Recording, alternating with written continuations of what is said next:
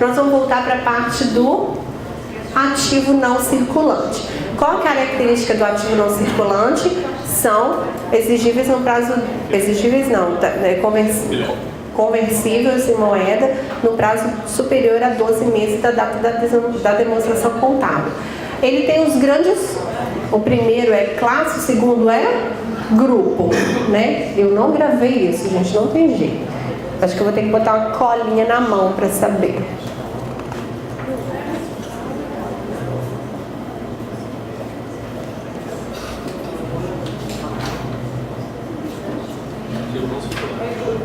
Grupo, não é? Primeiro é grupo, primeiro é classe.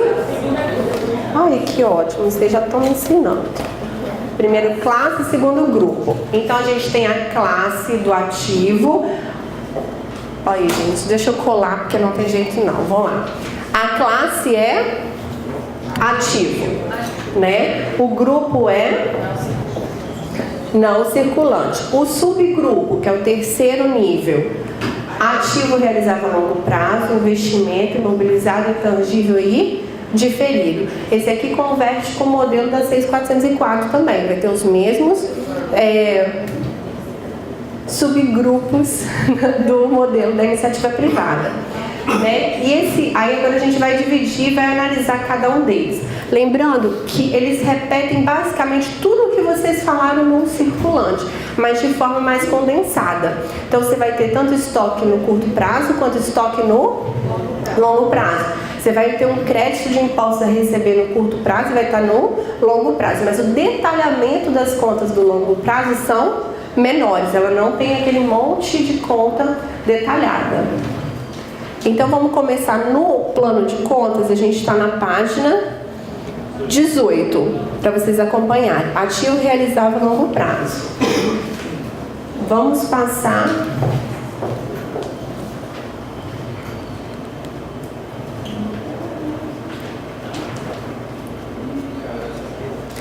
Não, é na minha mão que acontece. Estamos no ativo realizável a longo prazo. Nossos coleguinhas aqui.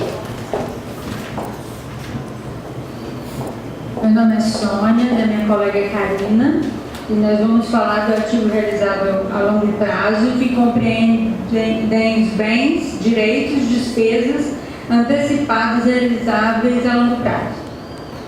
Elas possuem 5 subgrupos, que é créditos a longo prazo, demais créditos e valores a longo prazo, investimentos e aplicações temporárias a longo prazo, estoques e VPDs pagas antecipadamente.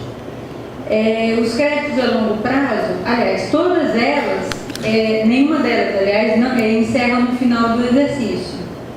E eu vou falar dos créditos a longo prazo, que possuem conta redutora, ajuste de perdas, possui conta corrente, identificador de receitas e credor fornecedor.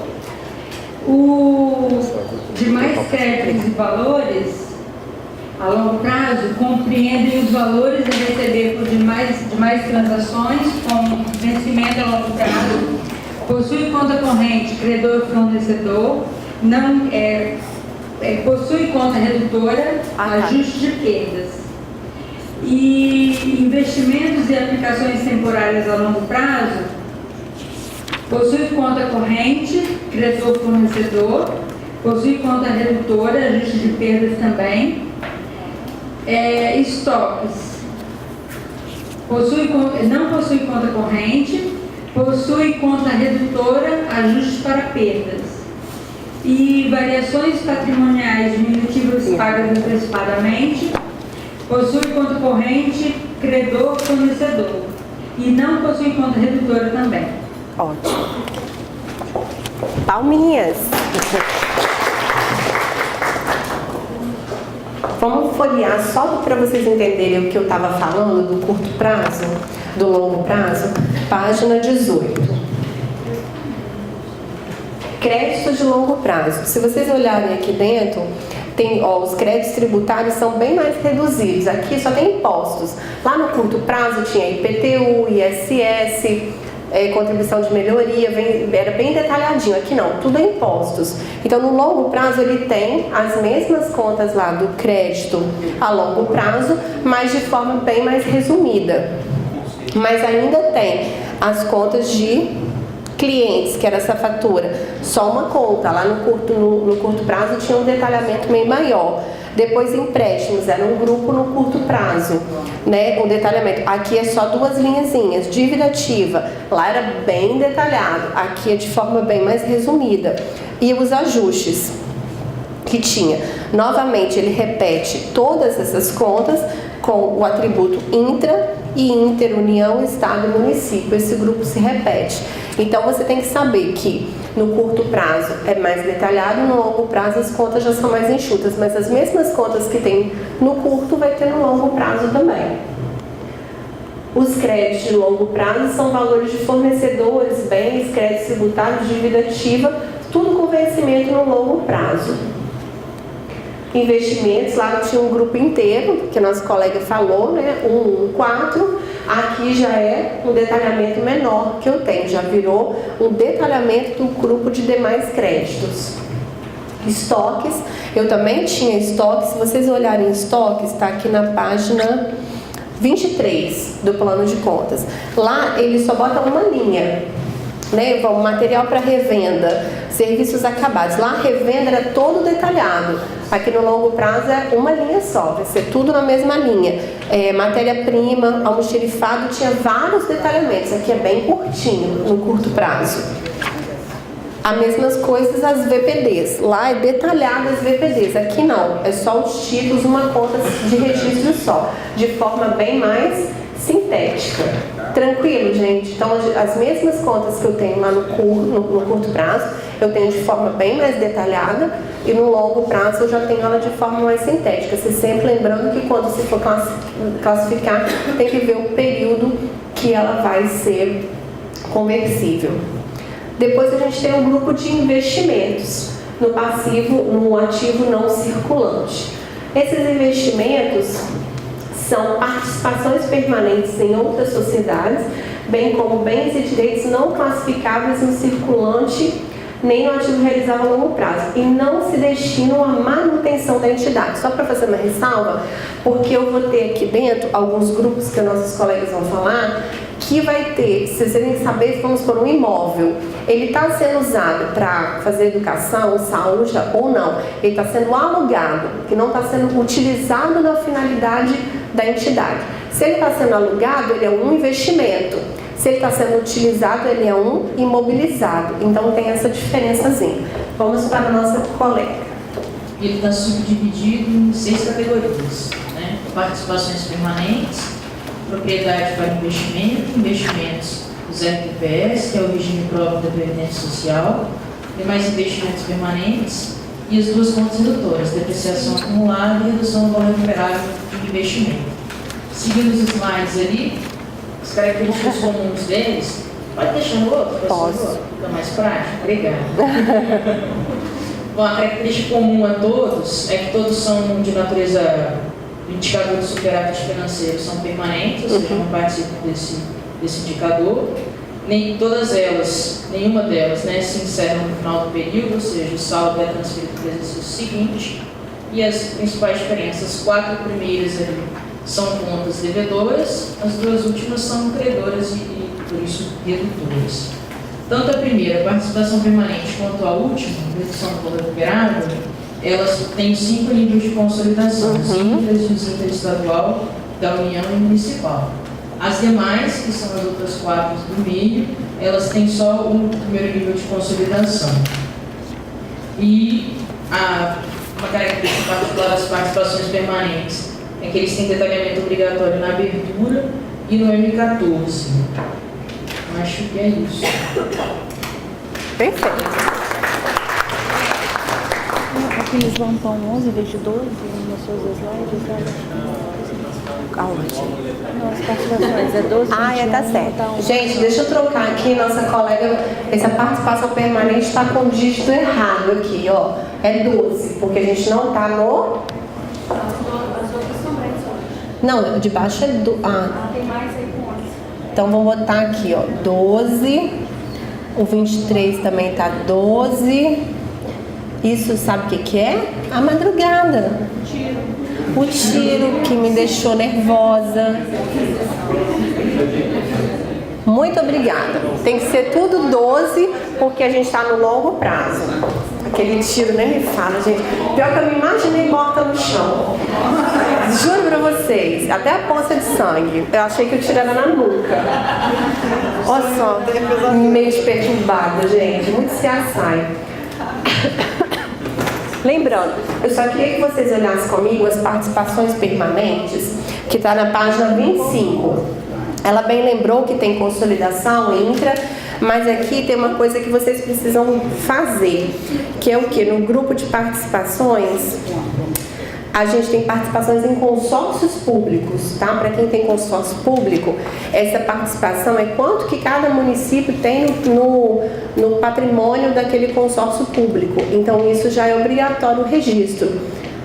A portaria, eu não vou lembrar de cabeça, acho que é 72 do Ministério da Fazenda, não é 72, né? Da STN, que fala que rege os consórcios, e lá fala que você tem que classificar, que você tem que, quer dizer, registrar a participação nesses consórcios públicos. Então, essas contas aqui de consórcio, né, participação em consórcios, você já tem que, os municípios que têm consórcio já tem que passar a registrar esses valores. Então, tá aqui o grupo dentro de participações permanentes e investimentos. Pois não?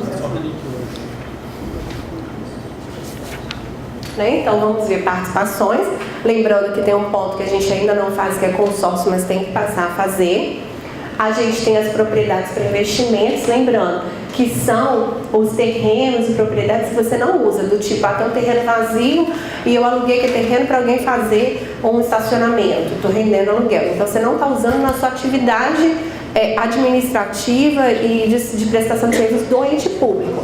Então, esses imóveis vão ser classificados aqui, em propriedades para investimento. Os investimentos do RBPS de longo prazo, naqueles mesmos grupos do curto, mas de forma mais resumida, e demais investimentos. E tem a conta redutora, depreciação, para quem, gente? Para os investimentos, para os bens que estão classificados como investimento, mas eles são depreciáveis também. Então, a depreciação deles tem que estar registrada nesse grupo aqui, que não vai se confundir com a depreciação dos bens que estão sendo utilizados na atividade fim da entidade, que é outra depreciação. Então, o sistema de patrimônio tem que separar esses bens. Os bens que estão com finalidade para uso e para aqueles bens que estão com finalidade de investimento. Porque a depreciação tem que ser encaminhada para a contabilidade de forma diferenciada, para separar essas duas informações. Tranquilo? Ótimo. E redução do valor recuperável. Quando vocês estiverem fazendo esse procedimento, aqui que vai ser o registro dessas informações, dessas propriedades que estão registradas, desses bens que estão registrados como investimento, que também vai ser registrado de forma separada das contas dos bens que estão sendo utilizados na atividade fim da entidade. Nossos colegas do imobilizado. Aqui.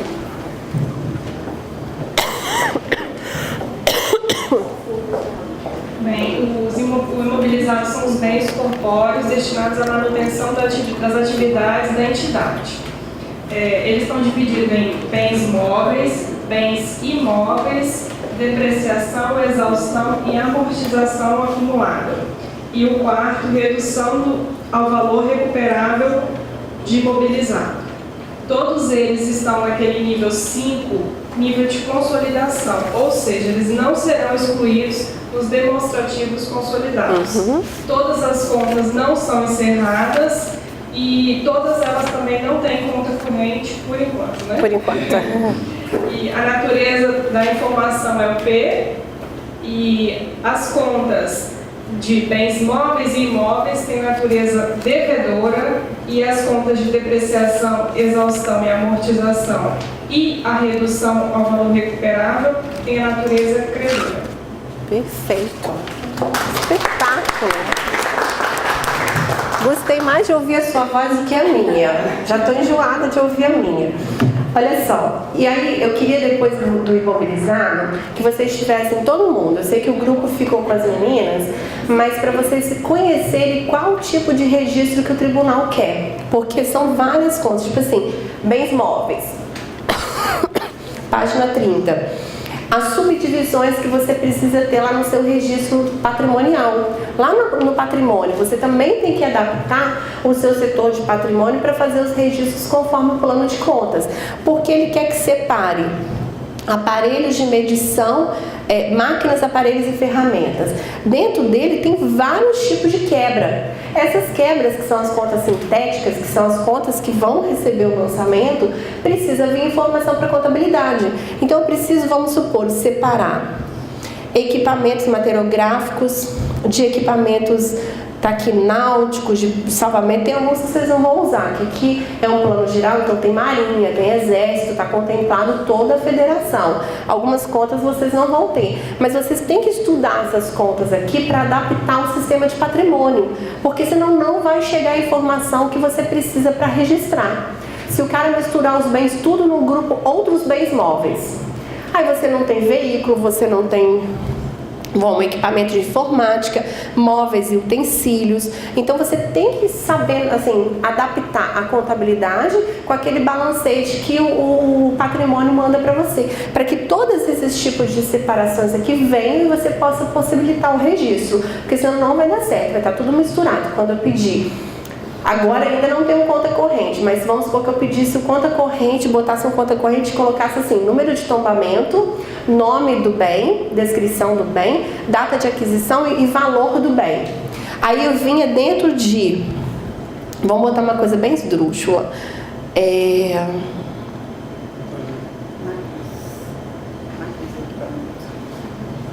quer ver, eu gosto de uma aqui. Tá, vamos lá. Equipamento, peças e acessórios de proteção de voo. Aí vem carteira escolar dentro.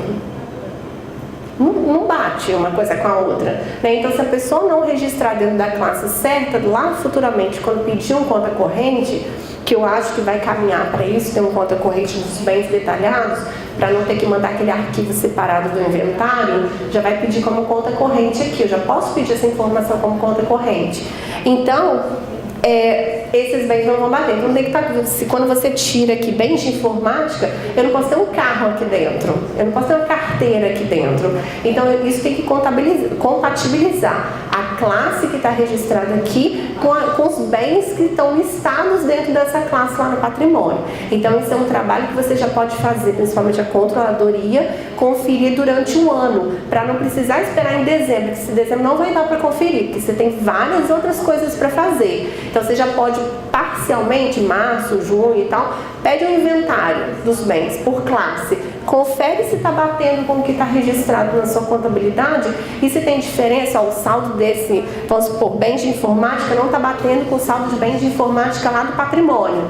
Aí já pede para fazer uma conciliação, para fazer os registros necessários, porque quando chegar no final do ano, você não precisa fazer isso, vai fazer as outras coisas que tem necessidade para encerrar o balanço. Então, esse é um procedimento de encerramento, mas que você pode fazer no decorrer do exercício para não te sobrecarregar no final do ano. Mas você tem que entender essas contas, você tem que, não precisa lembrar de cabeça, pega o plano, bota debaixo do braço e vai lá para o patrimônio.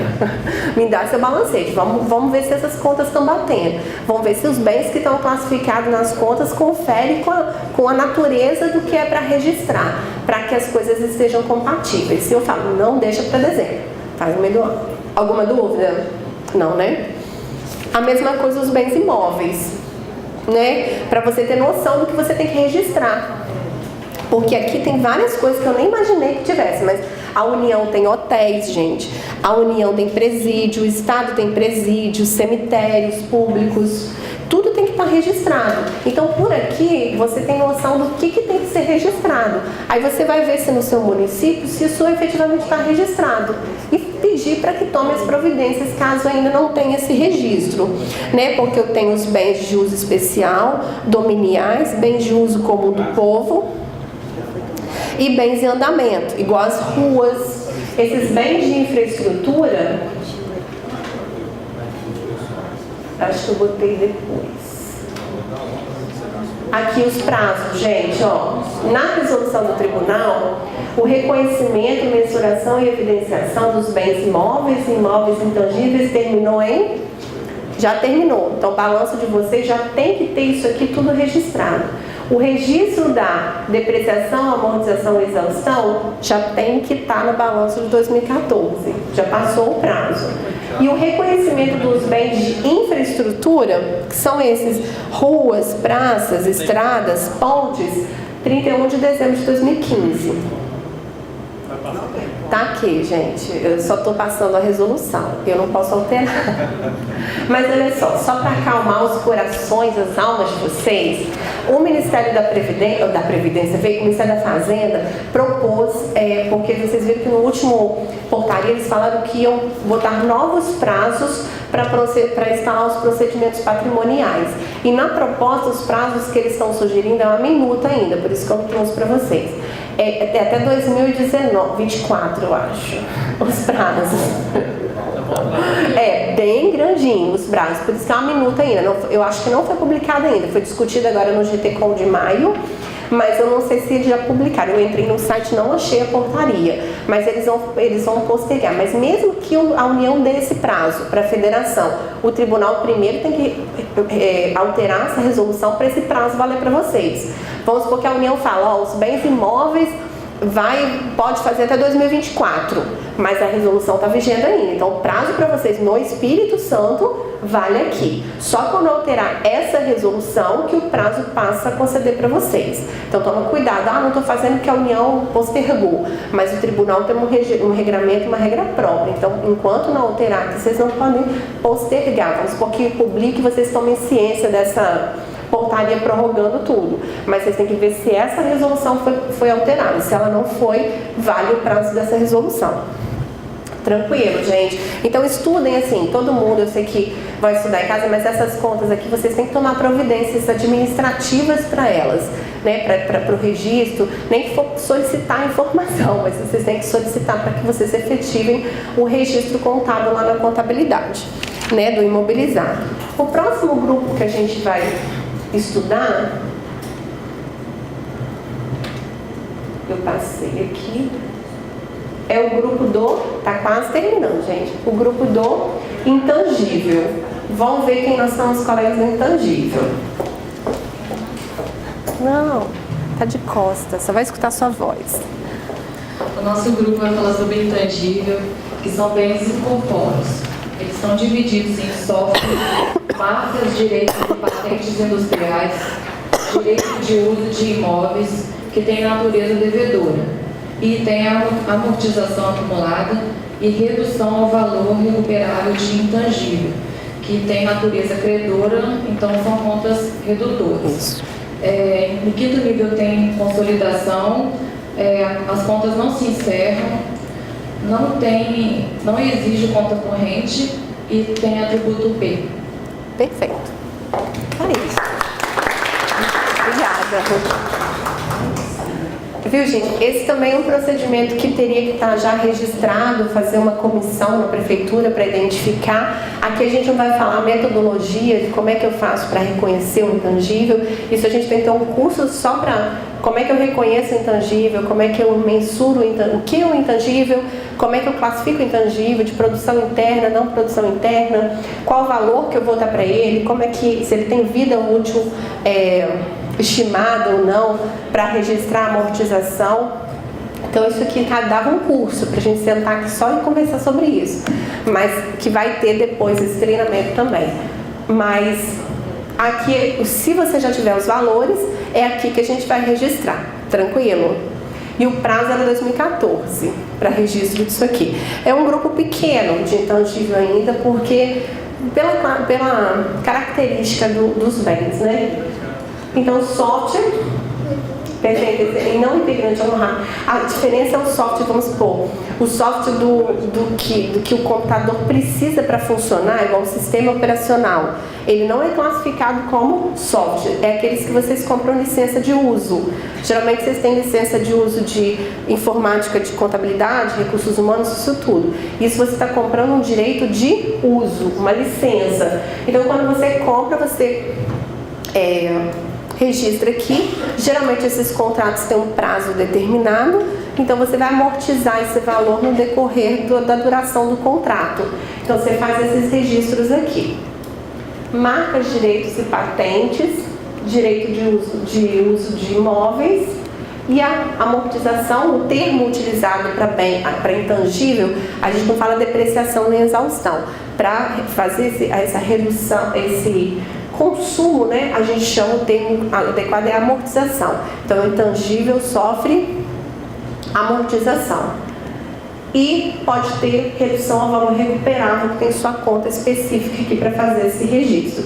Lembrando que o prazo intangível também está aqui e o prazo de amortização está aqui. Tá? E o nosso último nível do plano, está na página 37, é o diferido. O grupo de contas que abrange aqueles gastos pré-operacionais, aqueles gastos pré-operacionais que vão aumentar a expectativa de benefícios econômicos futuros. E ele se divide em 3 títulos e as características das contas se dividem em gastos de implantação pré-operacionais, gastos de reorganização e amortização acumulada, que é uma conta redutora. As características das contas de implantação pré-operacionais e gastos de reorganização são natureza devedora, sofrem escrituração, lógico, né? Então abrangidas até o detalhamento do item, são contas patrimoniais, independem de autorização orçamentária, ou seja, são ativo permanente, não encerram no final do exercício, não inverte saldo, não tem conta corrente, consolidam e não tem nenhum detalhamento obrigatório, que é o de abertura, o M13 e o M14. Características da conta amortização acumulada é credora, sofre escrituração, é conta redutora, ativo permanente, não encerra no exercício, não inverte saldo, não tem conta corrente, consolida e também não tem detalhamento obrigatório. Perfeito. Obrigada. Eu só queria fazer essa ressalva, que tem um histórico aqui, que esse grupo, ele compreende os saldos dos registros efetuados até 2008 e deverão ser amortizados até 2017. Então, hoje, se ninguém registrou nada no diferido, não pode mais registrar. Era só o saldo que existia antes de até 2008. E essa amortização tem que ser até 2017. Então, se o município não fez nada no diferido, hoje não pode ter mais registro. Então, esse grupo sempre lá tem que ter saldo zero. E se você teve registro até 2008, ele tem que sumir até 2017. Então, em 2018, a gente não usa mais o diferido. Tranquilo? Então, já é um ponto de controle para verificar o balancete de vocês de verificação. Não pode ter lançamento, se não tinha, não pode ter lançamento nesse grupo. Então, se tem um lançamento, tem que fazer um estorno no mês que você está analisando. Tranquilo, gente? Que horas são? Ótimo. Aí eu só fiz um resuminho que quais são as contas correntes que tem no ativo, em todas essas contas que vocês apresentaram. Disponibilidade financeira, domicílio bancário, credor e fornecedor e identificador de receita. São essas 4 contas correntes que estão vinculadas a essas contas de ativo. E agora a gente vai passar para o nosso passivo, né? E o que é passivo, gente? É uma obrigação da entidade, que é derivada de evento passado, né? Então teve, cujos pagamentos se esperam que resultem em saída de recursos capazes de gerar benefícios econômicos ou potencial de serviço para a entidade. A classificação circulante são os valores exigíveis até 12 meses da data da demonstração. que sejam pagos durante o ciclo operacional da entidade e sejam mantidos para fins de negociação. E os demais passivos devem ser classificados como não circulante. Uma característica essencial da existência de um passivo é que a entidade tem que ter uma obrigação presente. Né? Uma obrigação é o dever ou a responsabilidade de agir ou fazer de uma certa maneira. As obrigações podem ser legalmente exigíveis em consequência de contratos ou de requisitos estatutários. Por exemplo, oriundos de mercadorias, o fornecedor tem que entregar a mercadoria. Só quando ele entrega a mercadoria que você tem a obrigação presente. Enquanto ele não entregou, você não tem. Contas a apropriar por competência, salários a pagar. Decorreu o mês, você tem a obrigação presente de pagar. Então, no final do mês, mesmo que não seja pago os salários, eles têm que ser registrados. Provisões em processos trabalhistas, quando você já está com uma ação na justiça tramitando, então você já, em tese, já tem uma obrigação presente. Você tem que avaliar qual o grau de risco que tem de ganhar, de perder, para saber se vai ser uma provisão ou se vai ser um passivo contingente que você vai registrar em nota explicativa. Mas tem uma norma que trata disso, principalmente o CPC 25 fala dessa metodologia de classificação. 13º e os salários. Conclusão, uma obrigação surge independente da execução orçamentária. Né? Então, o fato de não é eu tenho que fazer um empenho para ter uma ação na justiça. Não, a pessoa entra na justiça, pega e te chama num processo, te requer direitos, independente da execução orçamentária. Você tem esse surgimento desse passivo. Né? Antigamente, pelo contexto que a gente tinha, só tinha passivo a partir do momento que eu empenhasse. Então, o que eu não empenhava não estava lá no meu passivo, porque tinha que estar registrado lá. Agora não, eu posso registrar o passivo como um passivo P. Lá, por quê? Porque surgiu uma obrigação presente, independente de eu ter feito o empenho. Até porque, vamos supor, uma ação que está na justiça, eu tenho quase certeza que eu vou perder, a prefeitura vai perder. Então já é uma provisão que eu tenho que registrar. Eu tenho quase certeza, a jurisprudência já fala que isso é direito líquido e certo, só está na verdade esperando a canetada do juiz. Então, aquilo ali é o quê? Uma obrigação que eu já tenho. Já está tramitando, só falta a canetada do juiz. Então eu faço uma provisão, porque ainda tem um grau de incerteza sobre o valor que ele vai me determinar. No momento que ele der a sentença, aquilo vai virar um passivo. Mas eu já tenho que empenhar? Quando a sentença chega, você já pode empenhar, né? Dependendo que se for de sentença de pequeno valor, paga no exercício. Mas se for de maior valor, você vai incluir no orçamento para pagar no outro ano. Aí você só vai fazer o empenho no outro ano. Mas esse passivo já tem que estar registrado, porque ele já existe, né? Só para a gente entender. O empenho é o ato emanado da despesa da autoridade competente. Então, quem é o ato? Quem autoriza o empenho? A autoridade competente, que cria uma obrigação de pagamento, aí que vem, pendente ou não de implemento de condição. Eu posso fazer já um empenho da folha, que o implemento de condição já foi, mas posso fazer um que eu mandei uma ordem de serviço para o fornecedor, mas ele não me entregou ainda. Né? Então está pendente de condições. Essa é a fase do passivo orçamentário. A obrigação financeira é diferente da patrimonial, porque a patrimonial tem que ter o fato gerador da despesa. A parte da liquidação, em liquidação, que é uma fase nesse plano de contas que foi criado, é a etapa existente entre o empenho e a liquidação efetivamente, de fato. Né? O que é o em liquidação? É a fase em que eu fiz um empenho, isso é muito comum com o serviço de contratos de prestação de serviço, limpeza, de copa, esse serviço. Eu faço um empenho, passa o final do mês, não chegou a nota fiscal, o contrato, essas coisas todas, quer dizer, o contrato está assinado anual. Passou o mês, eu fiz um empenho global, passou o mês de janeiro. Geralmente a nota fiscal chega quando? 5 de fevereiro, 10 de fevereiro, 15 de fevereiro, mas o serviço foi prestado por competência em que mês? janeiro. Então você tem que ter alguém que ateste que o serviço, que te confirme que o serviço foi prestado. Então você vai lá fazer o quê? Você vai colocar esse empenho em liquidação, porque esse processo de liquidação vai falar que o fato gerador ocorreu, né? Mas eu posso liquidar ele de fato? Não, porque falta documentos, falta as folhas de pagamento, comprovante de recolhimento de FGTS, de INSS, certidões negativas, nota fiscal, o atesto do fiscal, conferindo tudo. Então é um procedimento administrativo para que você possa efetivamente ir lá no sistema e liquidar a despesa, nos termos da 4.320.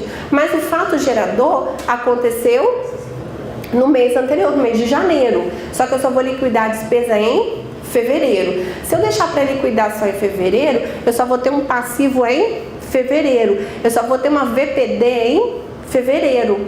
E essa VPD é de janeiro, senão você vai olhar o ano todo, vai ficar janeiro sem um valor, fevereiro talvez com 2 valores, e a intenção que a despesa por competência é que ela seja mensal, já que ele presta o serviço de forma mensalmente. Então, para fazer esse compasso, foi criada a fase de liquidação. É quando o fato gerador, pelo princípio da competência, ocorreu, mas eu não tenho toda a documentação necessária que a 4.320, artigo 63, exige. Então, o serviço foi prestado, mas a verificação do direito adquirido e os documentos probatórios ainda não foram conferidos. Então, eu só pulo uma etapa, registro em liquidação.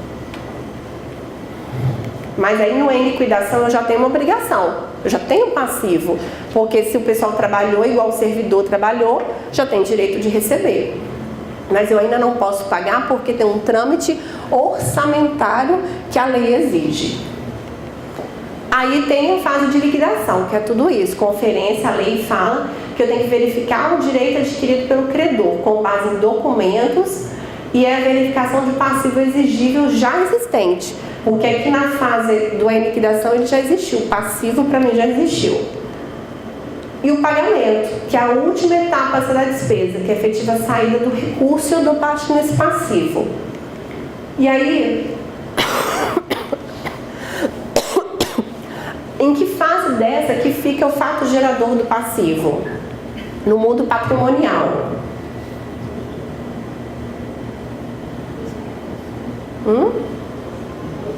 Era para ele estar dançando ali em cima, mas o bichinho não dançou, não.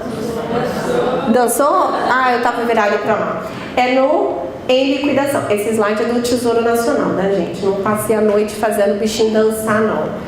Né? Então, a fase que o fato gerador do passivo ocorre é no em liquidação, porque eu reconheci a despesa por competência, vai ser o quê? Um débito numa VPD e um crédito no passivo a pagar. Só que eu só posso pagar depois de conferir tudo.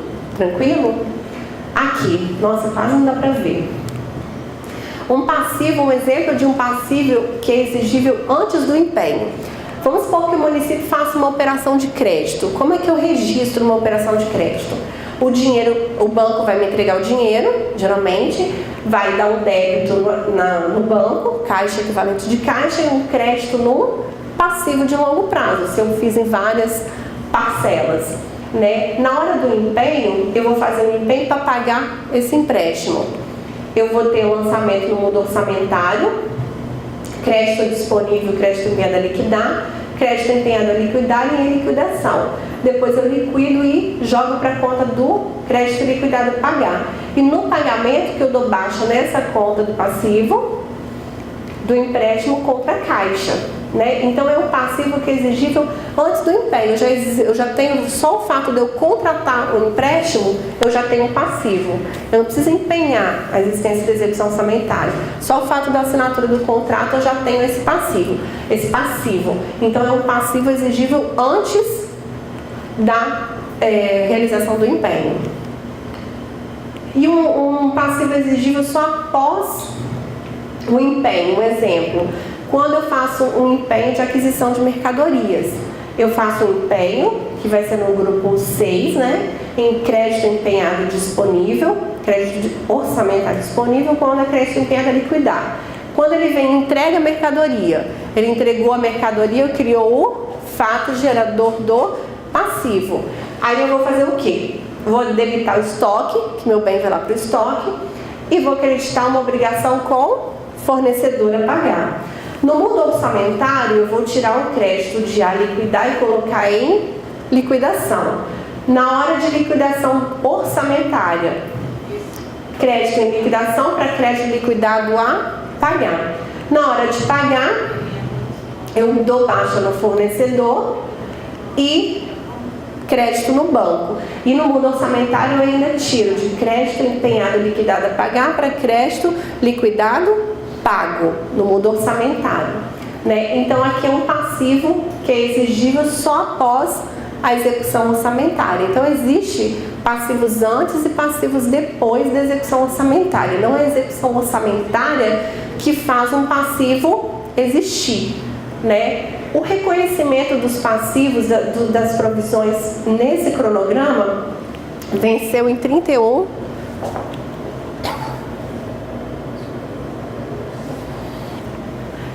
de dezembro de 2014, né, que era o prazo para as provisões de 13º, férias, de riscos, de provisões trabalhistas, provisão do RPPS, que era o prazo para registro. E aí a gente tem as contas do passivo circulante. O passivo circulante são aqueles exigíveis no prazo de até 12 meses. E eles registram o quê? As obrigações referentes a salários e remunerações, bem como os benefícios de empregado, direito, aposentadoria, reforma, pensão, encargos, benefícios assistenciais, inclusive os precatórios. Então, quando você faz uma VPD de salário, vai ser débito na VPD e um crédito no passivo 2.1. Né, que é esse passivo de obrigações trabalhistas previdenciárias. A contrapartida da VPD de despesa vai ser aqui. Lembrando que as VPDs lá, a gente vai ver amanhã, elas separam de pessoal, de benefícios assistenciais, aqui, mas a contrapartida é a mesma conta, o mesmo grupo aqui que eu tenho, que é esse grupo de obrigações trabalhistas. Lembrando que um procedimento de encerramento que existe nesse grupo é o que? Ele tem sempre assim, salários, remunerações, benefícios do exercício. No mês 13 ele tem essa conta 02, que repete o mesmo nome da conta, só que fala que é de exercícios anteriores.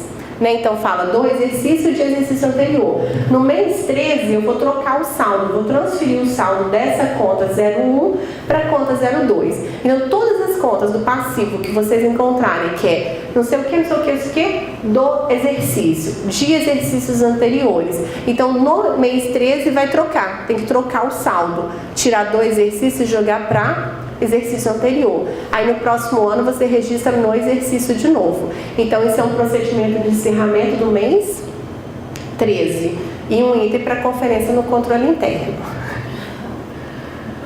Depois a gente tem um grupo de passivos circulante também de empréstimos e financiamentos, né? Compreende as obrigações financeiras externas e internas da entidade a título de empréstimos que eu tenha tomado. Aqui eu estou devendo alguém. Então são empréstimos e financiamentos, são separados. Empréstimos você pega para qualquer coisa que você quer fazer. Financiamento, a diferença é que você pega para uma determinada, com compromisso de fazer um determinado ação específica.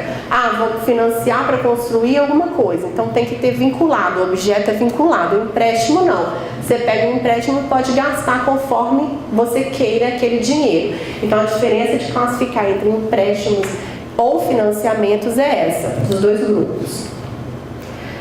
Fornecedores de conta a pagar. Aqui é o que mais tem, né? As obrigações de fornecedores de matéria-prima, mercadorias, os serviços, tais como energia elétrica, água, telefone, propaganda, aluguéis. Então, assim, o que a gente mais usa é fornecedores. Aí, conversando no curso do Henrique, ele falou, fornecedor é só para quem produz. O serviço público só tem contas a pagar. Eu acho que é muito formalismo, né? Mas ninguém vai morrer se você no município botar fornecedores, sendo que você não transforma nada e colocar contas a pagar. Eu uso as duas. Eu, quando usava fornecedor para quando era material e contas a pagar quando era prestação de serviço. Eu classificava dessa jeito a diferença de fornecedor. Obrigações fiscais. Aqui os encargos que a gente tem que pagar, né? referente a impostos, taxas e contribuições com vencimento. Aqui tem todas aquelas listas de impostos a recolher. Provisões, aos passivos onde tem um grau de risco, né, que já tem que estar registrado a partir de 2014. Essas provisões são estimativas, lembrando o princípio da prudência, que a provisão do passivo, se tiver duas estimativas, sempre vai ser a maior para o passivo, para você registrar. E as demais obrigações, que não se enquadram nos itens anteriores, inclusive os precatórios decorrentes de obrigações, né? Dentro desses grupos aqui, não tem um grupo de precatório. Antigamente tinha, né, um grupo de precatório. O precatório agora está em cada grupo desse. Então, se for precatório de obrigação trabalhista, vai estar aqui dentro. Se for um precatório de fornecedor, vai estar dentro do grupo de fornecedor. Se for um precatório aqui de obrigação, vai estar dentro desse grupo. Que vocês podem olhar na página 39. Aqui a gente tem de benefícios previdenciários a pagar no circulante, para vocês olharem, ó. Lá tem benefícios do exercício anterior. Logo no início, página 39. Benefícios previdenciários a pagar do exercício anterior. Lembrando que no final do mês 13, eu vou transferir o saldo do exercício para exercício anterior. E logo depois já vem a conta de precatórios de benefícios previdenciários, que está aqui embaixo. E também tem os grupos intra e inter. Interestado, união, já todos separadinhos. Encargos, na próxima página. São os encargos previdenciários. Depois a gente tem empréstimos, também separado pelos 5 níveis da consolidação, página 42. Também, ó, empréstimos de curto prazo, empréstimo interno ou empréstimo externo, aqui embaixo, que separa esses dois grupos. Financiamentos também, interno e financiamento externo. Interno é com instituições brasileiras que estão sediadas no Brasil, externo são operações internacionais. Depois tem os juros e as obrigações de fornecedores, que eu falei com vocês, página 46, fornecedor. Lá tem fornecedores nacionais e dentro tem um grupo de precatório. Então, se o precatório for com o fornecedor, ele vai ser registrado aqui. Precatório de contas a pagar tem contas de estrangeiro também, se você compra com exterior. Então, antigamente, o precatório tinha um grupo específico, agora ele está pulverizado, as contas de precatório. As obrigações fiscais é justamente IPI a recolher, imposto de renda, os impostos que precisar recolher. E obrigações a curto prazo, separado por inter. As provisões, tem as provisões de riscos fiscais, riscos cíveis e decorrentes de contrato de PPP, para fazer as provisões de curto prazo. E tem umas demais obrigações de curto prazo. O grupo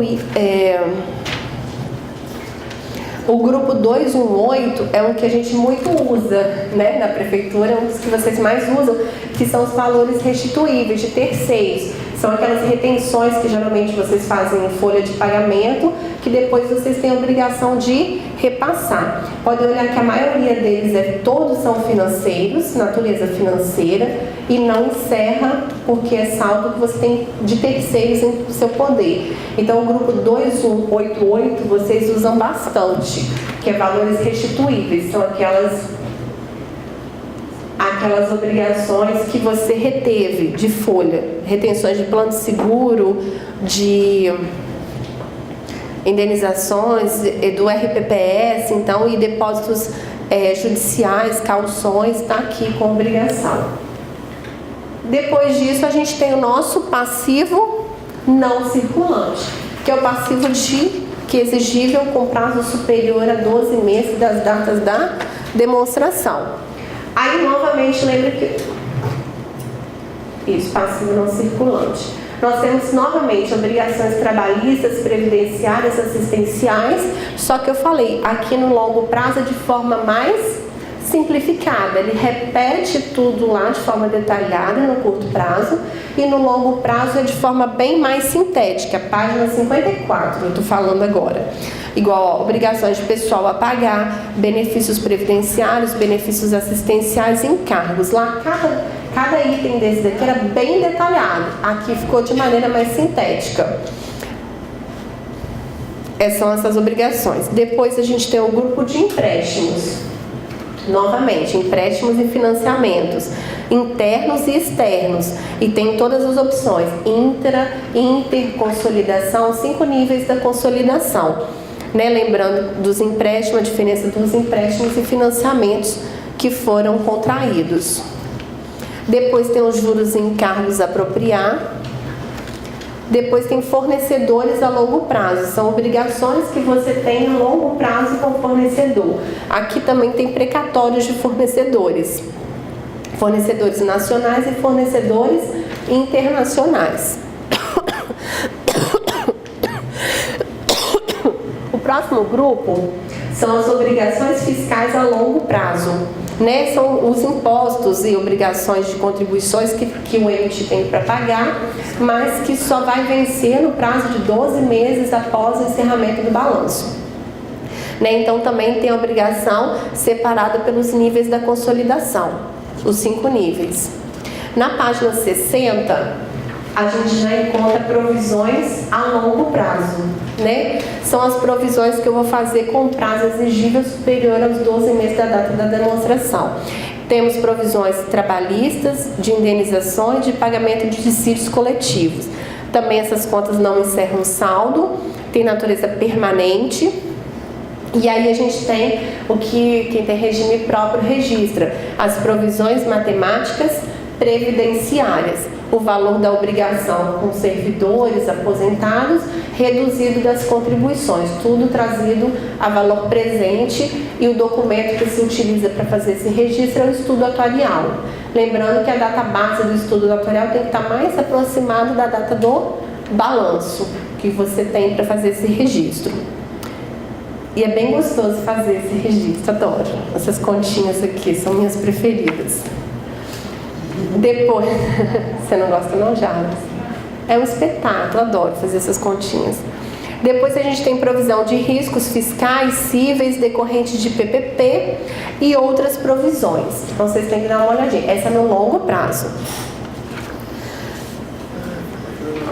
Depois vamos para o grupo 2280, página 62. São demais obrigações. Aí tem adiantamentos com clientes, danos a terceiros a longo prazo, debêntures, adiantamento de capital e os valores restituíveis, que você tem que devolver a terceiros com prazo superior a 12 meses.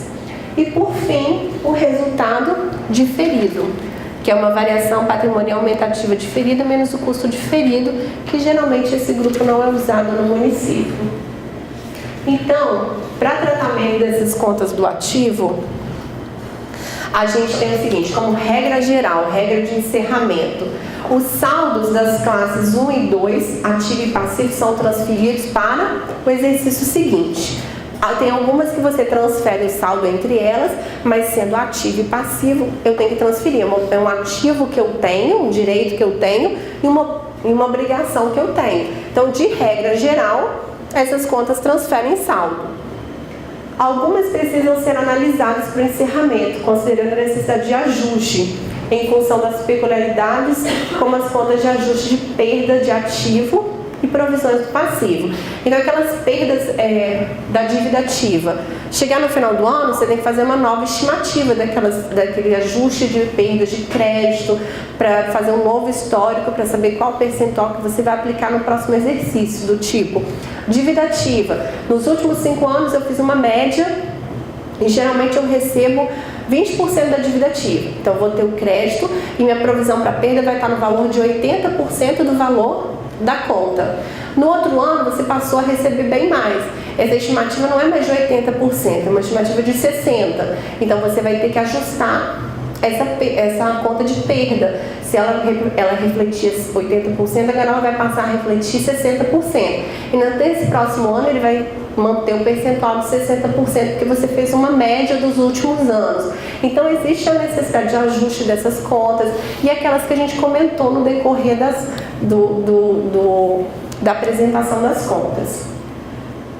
Em relação aos prazos, que é de circulante e não circulante, elas precisam ser reclassificadas do curto prazo e no longo prazo, lembrando desse prazo que são exigíveis após 12 meses. Então, em dezembro, vocês têm que dar uma olhadinha para reclassificar os saldos dessas contas. Lembrando que é no mês de dezembro, não é no mês 13, que no mês 13 são aquelas contas que estão marcadas com o mês 13.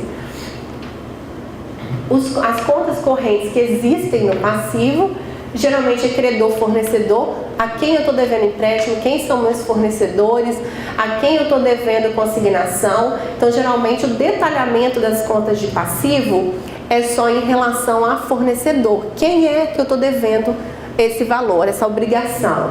E tem uma outra que é antecipação por receita orçamentária, né? Que tem uma conta de passivo quando eu pego uma ARO com um banco. Aí eu vou dizer as condições dessa ARO. É uma conta só que tem essa conta corrente, tá? Então essas são as contas correntes que estão presentes nas contas do passivo. E que horas? Patrimônio líquido. Dá pra gente ver ainda. Nossa, que espetáculo! Patrimônio líquido é o mais gostoso. É o saldo, a diferença de um com o outro. Quando o valor do passivo for maior do que o valor do ativo, ele é denominado de passivo a descoberto, né? A imagem tem um ativo, o passivo mais o PL tem que ser igual ao ativo. Essa equação tem que bater. E esse é o detalhamento das contas do PL. Patrimônio social e capital social, isso aqui a gente não vai usar. Adiantamento, o que a gente vai usar aqui? Foi o que eu falei ontem. Essa conta de ajuste da avaliação patrimonial e a conta de resultados acumulados. No mês 1, existe o procedimento que eu falei com vocês ontem. Eu tenho que transferir o saldo na abertura, dia 1º de janeiro lá. Eu tenho que transferir o saldo de superávit ou déficit do exercício, dessa conta aqui, para a conta de superávit de exercícios anteriores. Então, em janeiro, eu tenho que ter esse procedimento. A conta de superávit e déficit do exercício, no início do ano, ela tem que estar zerada. Ela transfere para o exercício anterior. Para que naquele exercício, igual 2014, fechei 2014, tinha um saldo de 10 mil. Foi lá. Foram o quê? Os ajustes, o resultado do exercício anterior, né? O resultado apurado de 2014. Quando eu virar 2015, aquilo não vai ser mais o resultado do exercício, não é de 2015, é de 2014. Então, em 1º de janeiro, eu tenho que transferir esse saldo do exercício para o exercício anterior. Essas contas aqui são as contas, ficou pequenininho, mas são as contas que estão marcadas com M1, que eu tenho que fazer esse lançamento. E elas se repetem também. Ó, é os níveis da consolidação. 1 é consolidação, 2 intra, interunião, interestado e intermunicípio. Esse também de lucros e prejuízos acumulados também pede que seja transferido, mas lucro e prejuízo é pelas empresas estatais que apuram. A gente tem superávit ou déficit no exercício, é a conta que geralmente o município que tem que usar. Deu para vocês terem uma intimidade com essas contas de ativo, de passivo, de PL? Entenderam o que são os procedimentos de encerramento, de consistência da conta? E depois eu queria que, como dever de casa, vocês dessem uma olhada no manual lá do Cidade Web, o que aquelas contas correntes pedem, para vocês saberem qual é a necessidade de informação adicional que aquelas contas querem. Então, o que a disponibilidade financeira pede? O que domicílio bancário quer? Que informação vai nessa conta corrente? Credor e fornecedor, ARO, que é 32, e tem identificador de receita, para a gente saber que tipo de informação que a gente tem que registrar junto com as contas de ativo, passivo e PL. Amanhã a gente vai voltar, se não tiver dúvida nenhuma, e a gente vai estudar as VPAs e as VPDs, a forma de encerramento, a classificação. Pois não? Anexo B da resolução do Cidade Web tem essas tabelas de conta corrente. Aí vocês analisam de conta corrente do ativo e as do passivo, que foram as que a gente listou aqui. Amanhã cedo a gente apresenta elas.